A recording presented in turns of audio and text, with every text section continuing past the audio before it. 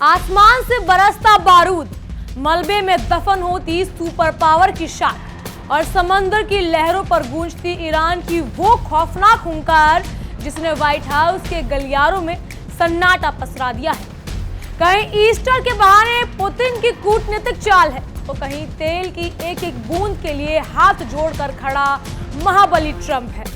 लेकिन ठहरिए, क्योंकि शांति के इस गोल्डन कागज पर नेतन्याहू ने खून से नई इबारत लिख दी है। लेबनान की धरती से उठते धुएं के बीच पाकिस्तान के फटे हुए झोले में भीख मांगती कूटनीति अब दुनिया को क्या क्या धोखा देने वाली है।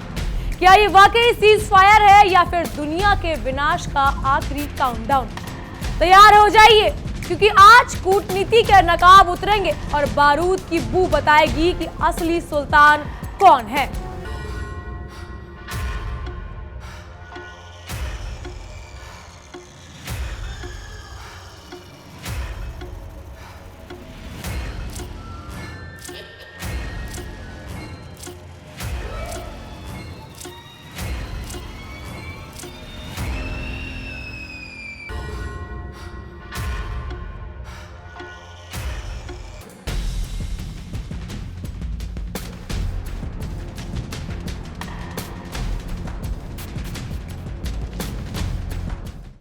नमस्कार, आप देख रहे हैं विश्व युद्ध और आपके साथ मैं हूं जिया कौशिक।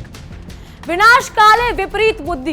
कल तक जो डोनाल्ड ट्रंप ईरान को मलबे के ढेर में तब्दील करने की कस्में खा रहे थे, आज वही ट्रंप गोल्डन एरा का झुंझुना थमाकर दुनिया की आंखों में धूल झोंक रहे हैं। ये सीज फायर शांति की शुरुआत नहीं, बल्कि सुपर पावर की उस फटी हुई शाख को रफू करने की कोशिश है जिसे तेहरान की मिसाइलों ने तार तार कर दिया है। अमेरिका की ये दोहरी चाल और तेल के लिए ईरान के सामने घुटने टेकने पे मजबूर बता रही है कि वॉशिंगटन अब दुनिया का बॉस नहीं, लेकिन सिर्फ अपने व्यापारिक मुनाफे का गुलाम बनकर रह चुका है। ये समझौता महज एक कूटनीतिक छलावा है, जहां ऊपर से मीठी मीठी बातें हैं और अंदर से इजराइल के खूनी मंसूबे को पालने वाली गंदी साजिश। दुनिया देख रही है कि कैसे एक तरफ यूक्रेन के मोर्चों पर पुतिन ने अचानक ऑर्थोडॉक्स ईस्टर का कार्ड खोलकर बाजी पलट दी है, तो दूसरी तरफ मिडिल ईस्ट में ट्रंप की कूटनीति ऊपर से फिट अंदर से मोक्ष वाली हालात में है। पुतिन की यह मेहरबानी कोई कमजोरी नहीं, बल्कि दुनिया को यह दिखाने का तरीका है कि शांति की चाबी मॉस्को के पास है, वॉशिंगटन के पास नहीं। इधर ट्रंप अपनी डूबती नैया बचाने के लिए कभी नेतन्याहू को फोन घुमा रहे हैं तो कभी पाकिस्तान के फटे हुए झोले में उम्मीदें तलाश रही हैं। ये सुपर पावर की वो लाचारी है जिसे इतिहास कभी माफ नहीं करेगा।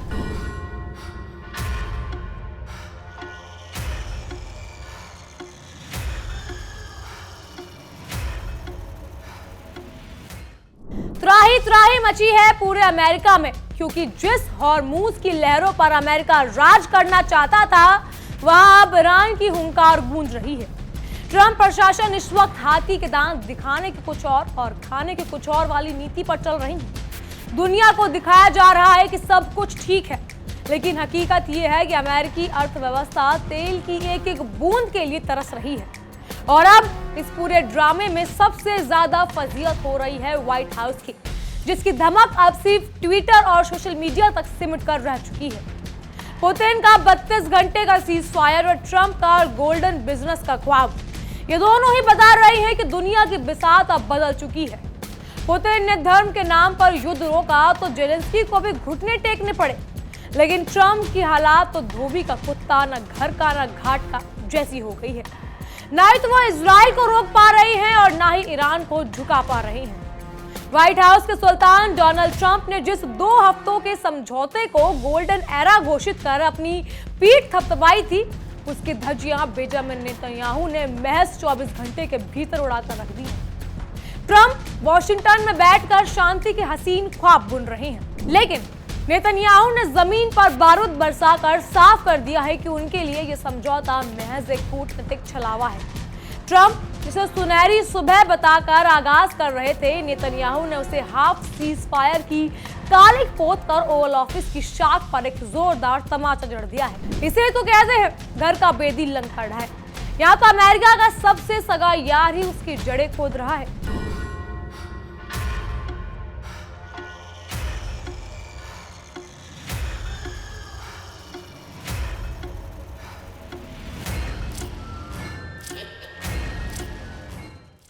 कल तक जो डोनाल्ड ट्रंप कैमरे के सामने दहाड़ते हुए ईरान को स्टोन एज एरा में वापस धकेलने की धमकियां दे रहे थे, आज सीज फायर की खबरें आते ही उनके सुर गिरगिट की तरह रंग बदलना शुरू कर चुके हैं। अब ट्रंप को ईरान के खंडरों में तबाही नहीं बल्कि वहां के दोबारा निर्माण में गोल्डन बिजनेस नजर आ रहा है। जब तक हॉर्मूज की चाबी ईरान के पास थी और तेल की सप्लाई ठप थी, तब तक ट्रंप युद्ध की भाषा बोल रहे थे। लेकिन जैसे ही तेल की मलाई सामने दिखी, महाबली ट्रंप दुम दबाकर दोस्ती का राग अलापने लगे कि कूटनीति नहीं, ये तो मतलब की यारानी हुई ना। इस पूरे वैश्विक ड्रामे में पाकिस्तान की भूमिका वैसी ही है जैसी बेगानी शादी में अब्दुल्ला दीवाना। खुद कंगाली की कगार पर खड़ा पाकिस्तान, जहां अवाम एक बोरी आटे के लिए सड़कों पर दंगे कर रही है, आज अमेरिका और ईरान के बीच शांति का मसीहा बनकर नाच रहा है। शहबाज शरीफ और जनरल आसिम मुनीर ने ट्रंप के पैरों में गिरकर जो सीज फायर की भीख मांगी थी, उसका असली मकसद डॉलर की खैरात बटोरना है। पाकिस्तान ने अपनी डूबती शाख बचाने के लिए इस समझौते को अपनी जीत तो बता दिया, लेकिन नेतन्याहू के बमों ने पाकिस्तान की इस झूठी मध्यस्थता के गुब्बारों की हवा निकाल दी है। ईरान ने पाकिस्तान के फटे हुए झोले के जरिए जो 10 सूत्रीय प्रस्ताव अमेरिका को भेजा था, वो असल में सुपर पावर के लिए लोहे के चने चबाने जैसा था। हजारों करोड़ के युद्ध खर्च जाने के बाद खाड़ी में हर कोने में अमेरिकी फौज की बोरिया बिस्तर समेटकर वापसी तक तेहरान ने ऐसी शर्तें थोप दी जो ट्रंप के ग्रेट अमेरिका वाले अहंकार को सरेआम मिट्टी में मिला रही है। ईरान के सुप्रीम काउंसिल ने साफ कर दिया कि उनके जाबाज अभी भी ट्रिगर पर उंगली रखे हुए हैं। अगर इस्लामाबाद की मेज पर अमेरिका ने जरा भी चालाकी की तो ईरान की हाइपरसोनिक मिसाइलें दोबारा वो तांडव शुरू करेंगी जिसे ट्रंप का गोल्डन एरा भी बर्दाश्त नहीं कर पाएगा। तेहरान का सुनामी प्रस्ताव महज एक शांति प्रस्ताव नहीं बल्कि अमेरिका के वैश्विक अहंकार के खिलाफ एक चार्जशीट है। ट्रंप जिसे सुनहरा दौर कह रहे हैं, हकीकत में वो ईरान के उन शर्तों का पुलिंदा है जिन्हें मानना व्हाइट हाउस के लिए जहर का घूंट पीने जैसा है। तेहरान ने न्यूक्लियर एनरिचमेंट से लेकर प्रतिबंधियों की विदाई तक हर मोर्चे पर अपनी संप्रभुता का ऐसा किला खड़ा कर दिया है जिसे भेदना वॉशिंगटन के बस की बात है। अमेरिका के हालात आज 900 चूहे खाकर बिल्ली हज को चली जैसी हो गई है। बरसों तबाही मचाने के बाद अब वो शांति का पाठ पढ़ रहा है। इस प्रस्ताव की सबसे तीखी चोट हॉर्मूज की लहरों पर है, जहां ईरान ने सीधे तौर पर अमेरिका की दुखती रग दबा दी है। प्रस्ताव के मुताबिक दुनिया के तेल की लाइफलाइन पर ईरान का एक छत्र राज कायम रहेगा। यह अमेरिका के लिए आगे कुआं पीछे खाई वाली स्थिति है। अगर वो ना इन शर्तों को ठुकराए तो तेल के बिना उसकी अर्थव्यवस्था पाषाण युग की ओर दौड़ने लगेगी, और अगर मानता है तो इजराइल जैसे अपने ही चहेते यार के साथ बगावत हो जाएगी। पाकिस्तान इस समय बिचौलिए का चोला पहनकर इस खूनी बिसात पर डॉलर बटोरने के फिराक में जरूर है, लेकिन तेहरान के अल्टीमेटम ने साफ कर दिया कि अब शर्तें वॉशिंगटन से नहीं बल्कि ईरान से डिटेक्ट होंगी। इसी पर देखिए ये खास पेशकश।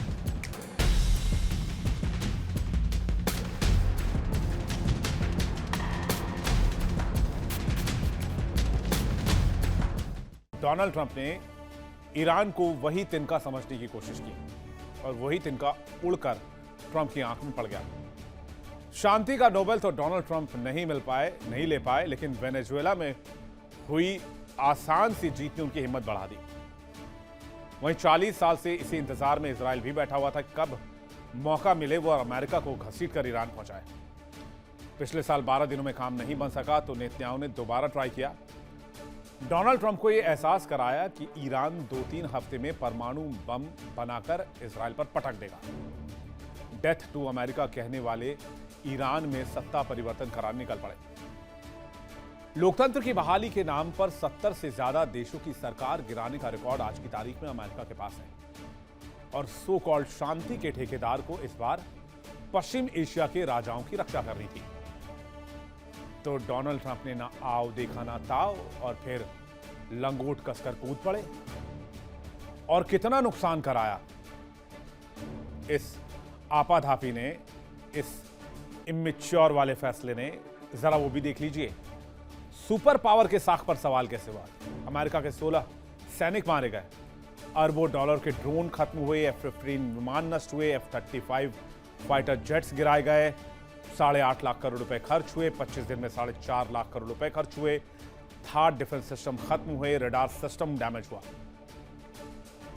और cherry on the top, America की सबसे ज्यादा विख्यात इंडस्ट्री क्या है?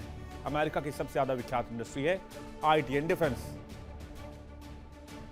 डिफेंस में पूरी दुनिया में सबसे ज्यादा शेयर मार्केट अमेरिका रखता है। लेकिन आज की तारीख में ईरान से मार खाने के बाद अमेरिकी हथियारों पर ज्यादातर देशों ने भरोसा करना छोड़ दिया है, क्योंकि सबको पता है ये हथियार बस नाम के हैं, ये किसी काम के नहीं हैं। ईरान में हमले के बाद रिजीम चेंज तो ना हो पाएगा, ये तो शुरुआती 10 दिनों में ही ट्रंप को पता चल गया था। आयतोला अली खामेनेई, अली लारिजानी जैसे नेताओं के मारे जाने के बाद IRGC ने 30 से ज्यादा लेयर वाले मिलिट्री सिस्टम को एक्टिवेट कर दिया। ट्रंप और नेतन्याहू हाथ जोड़कर ईरानियों से सड़क पर निकलने की गुहार लगाते रहे, लेकिन युवाओं का मूड स्विंग हो गया था। जो महीने भर पहले आयतोला अली खामेनेई पेजेशियन के खिलाफ उग्र हो गए थे, वो अब IRGC और वहां की सरकार के साथ खड़े हो गए। उधर स्ट्रेट ऑफ होर्मुज बंद करके ईरान ने ट्रंप को ग्लोबल विलन बना दिया। जब थर्ड पैट्रियट टॉमहॉक गोदाम से दनादन कम होने लगे और अमेरिका हाँफने लगा, तो फिर ट्रंप के लिए त्राहिमाम की स्थिति आ गई। फिर धमकी देने पर उतर आए और फिर मोहलत देने की नीति अपना ली। दरअसल ट्रंप मोहलत नहीं दे रहे थे, बल्कि खुद मोहलत ले रहे थे। अमेरिका हर दिन ऐलान करता कि ईरान के सारे एयर डिफेंस मार दिए, नेवी खत्म कर दिया, हमने एयरफोर्स खत्म कर दिया, हमने उनके मिसाइल लॉन्चर्स खत्म कर दिए। लेकिन कुछ ही घंटे के बाद ईरान का इतना तगड़ा जवाब आता कि डोनाल्ड ट्रंप खिसियानी बिल्ली खंभा नोचे वाली स्थिति में आ जाते।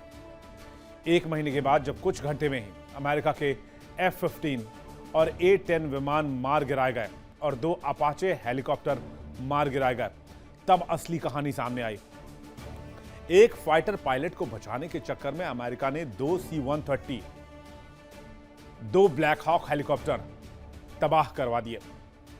पायलट बच गया, लेकिन $60 करोड़ के खर्च के बाद। तस्वीरें उस मलबे की आपको दिखा रहे हैं, जरा देखिए उन तस्वीरों को, किस तरीके से ये मलबा है C-130 हरक्यूलिस विमान का।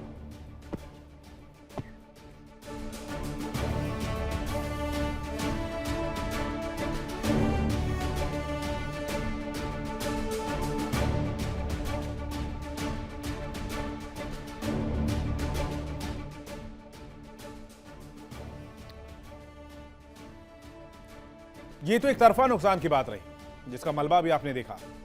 उधर होर्मुज पर ईरान टस से महस नहीं हुआ। अमेरिका की हिम्मत नहीं थी कि त्रिपोली, अब्राहम लिंकन या 82 एयरबोर्न डिवीजन को उस तरफ भेजने की जहमत उठा पाए। खींच निकालनी थी तो ट्रंप ने नेटो पर बिल फाड़ दिया। और देखिए कितना नुकसान करा बैठे अमेरिका का डोनाल्ड ट्रंप। इस जंग में कैसे झुलसा सुपर पावर अमेरिका। सैन्य उपकरण का नुकसान, 12 रडार क्षतिग्रस्त हुए, $2.5 बिलियन का खर्च आया। एक अवैक्स विमान, $500 मिलियन का खर्च आया। 12 MQ-9 रीपर ड्रोन, $450 मिलियन का खर्च आया। 4 F-15E स्ट्राइक ईगल, $400 मिलियन का खर्च आया। KC-135 6 रिफ्यूलर, $320 मिलियन का खर्च आया। A-10 रैथॉग विमान, $1.5 बिलियन का खर्च आया। 17 सैन्य अड्डे क्षतिग्रस्त हुए, $2.9 बिलियन का खर्च आया।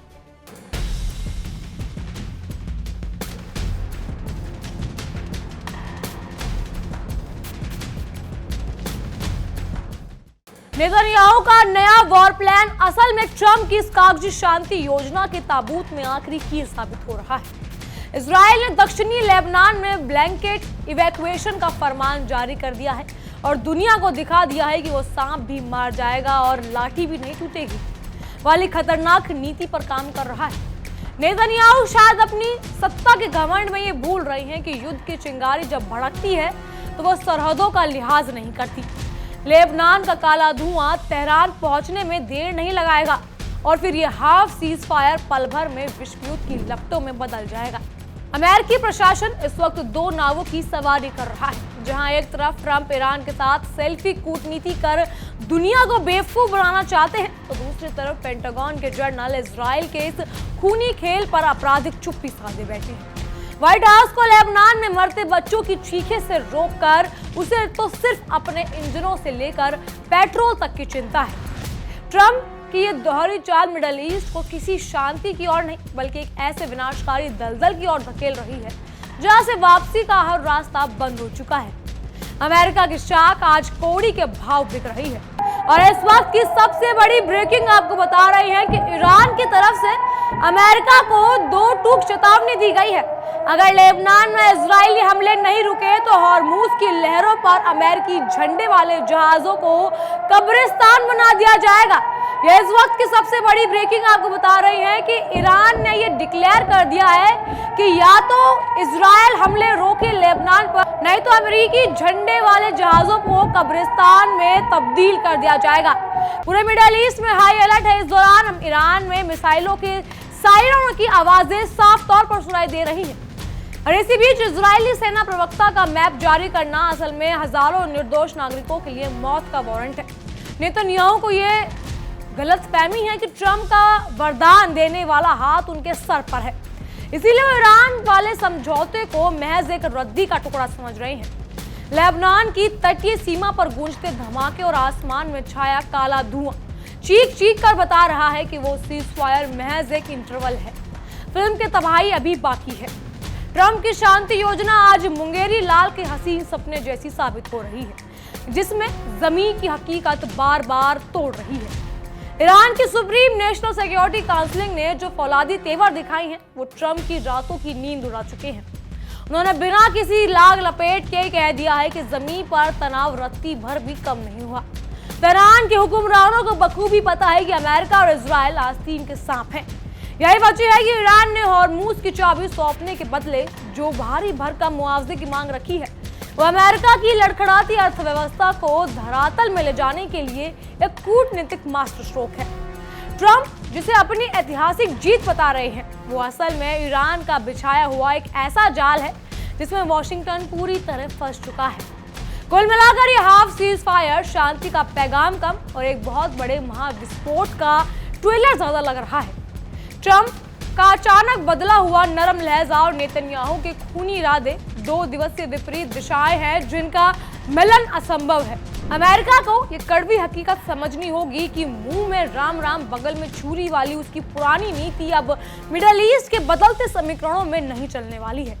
ईरान के फौलादी शर्तें और इजराइल की विनाशकारी जिद ने बीच के ये 2 हफ्तों का समय सिर्फ और सिर्फ कयामत की तारीख को कुछ दिनों के लिए आगे बढ़ाने के मात्र है। अब अंतिम फैसला ट्रंप की मेज पर है। क्या ये वाकई अपनी उस खास यार नेतन्याहू को लगाम लगाने की हिम्मत जुटा पाएंगे या फिर सीज फायर इतिहास के पन्नों में सबसे बड़े मजाक के तौर पर दर्ज हो जाएगी। पाकिस्तान की बिचौलिया भूमिका और चीन का बढ़ता साया इस युद्ध की आग को किस मोड़ पे ले जाएगा, इसका फैसला इस्लामाबाद की बंद कमरों की बातचीत में होगा। लेकिन एक बात तो तय है और एक बात दीवार पर लगी इबारत की तरह साफ हो चुकी है। जब तक लेबनान के आसमान से मौत बरसती रहेगी, तब तक ट्रंप का गोल्डन एरा महज एक सफेद झूठ बनकर रह जाएगा। असली हकीकत तो बारूद की गंध और मासूमों की चीखों में दफन हो चुकी है। इन सब पर आपकी राय क्या है, हमें कमेंट के जरिए जरूर बताइएगा।